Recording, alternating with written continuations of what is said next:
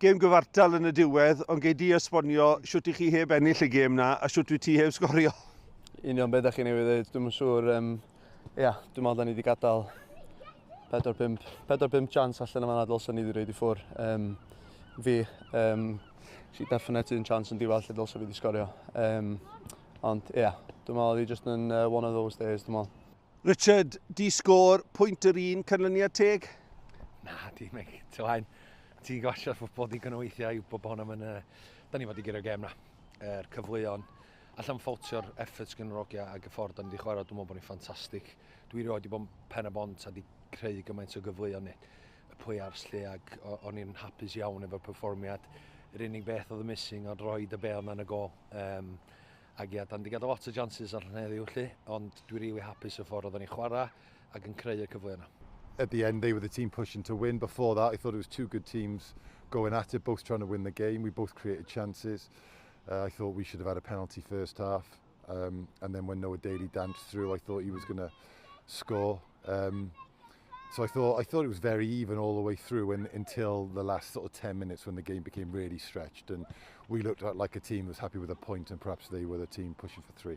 Nes i ddeud yr ogi eto'n stafell newid, dwi'n meddwl bod hwnna'n probably defensive display agorad da ni wedi rhoi season yma, achos da ni wedi bod yn guilty o roi goals soft i ffwr, a mae rhywbeth da ni wedi siarad at length efo'r hogia. A mae'n just typical pan da ni yn cael defensive performance rili da, bod ni'n gallu rhaid y gol ochr arall y net. The race for third is going to be an interesting one. You've still got a 4-point advantage over Caernarfon. Looking back on it, that's quite a useful point. That's exactly it, and I think when you've got that incentive to maintain the gap and the incentive to close the gap, that can sometimes dictate the intensity and the intention as the game goes on. So they looked like a team that was thinking we need to close this gap here, and we were a team that was happy to maintain it. A gêm hynod o bwysig wythnos nesaf i Caernarfon yn y darlun mawr, gartre yn erbyn Bai Colin yn 8 ola Cwpan Cymru, gêm enfawr. Yndi, enfawr. Un da ni'n edrych ymlaen i. A wedyn os nawn ni perfformio fatha nathon ni heddiw, fe gynnon ni llawn hyder yn mynd i fewn y gêm gan obeithio fyddai'n gallu curo a cael ymlaen i'r rown nesaf.